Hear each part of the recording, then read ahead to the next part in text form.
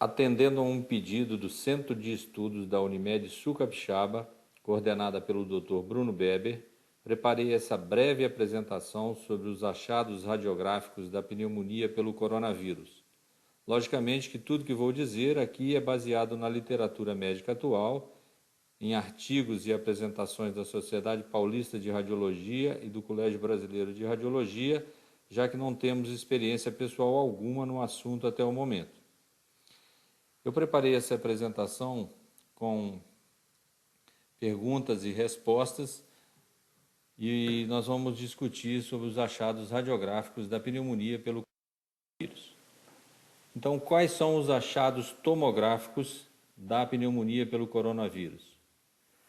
Os achados típicos são opacidades em vidro fosco, geralmente bilaterais, envolvendo vários lobos pulmonares, de distribuição predominantemente periférica e posterior, principalmente nos lobos inferiores, como nas tomografias acima. Numa fase muito inicial da doença, as alterações podem ser bem sutis, com pequenas opacidades focais em vidro fosco, às vezes em um único lobo pulmonar.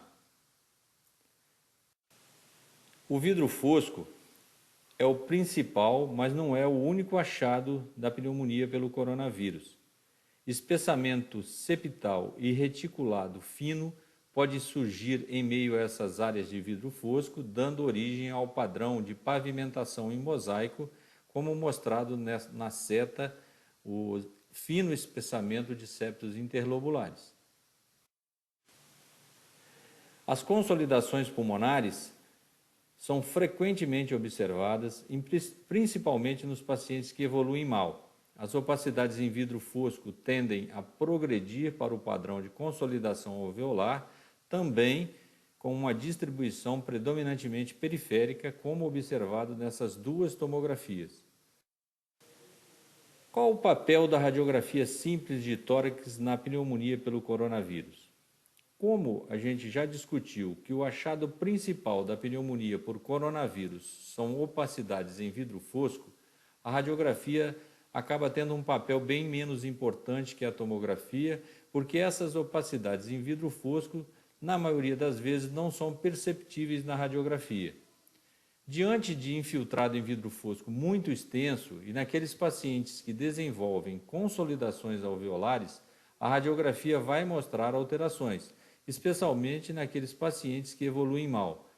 Então, a gente observa nessa radiografia de tórax, repare que é um paciente entubado, no CTI, com várias opacidades, é um paciente grave. Nessas situações, a radiografia pode ajudar.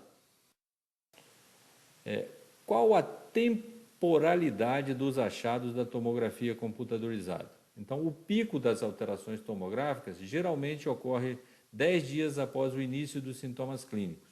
Nos pacientes que evoluem bem, as alterações começam a melhorar a partir de 2 semanas, embora elas possam persistir por até 1 mês na tomografia computadorizada.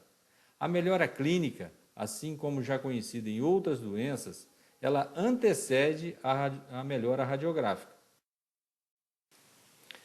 Como é feito o diagnóstico? Então, o diagnóstico não é feito através da tomografia. Lógico que o diagnóstico definitivo ele é laboratorial através do PCR. A TC em pacientes com diagnóstico laboratorial pode ser normal. Depende do início dos sintomas até a realização dos exames. Existem publicações recentes mostrando que em pacientes que fizeram ATC nos 2 primeiros dias após o início dos sintomas, somente 50% apresentam sinais de pneumonia. Se a ATC era feita entre o 3º e o 5º dia após o início dos sintomas, essa percentagem já subia para 80%.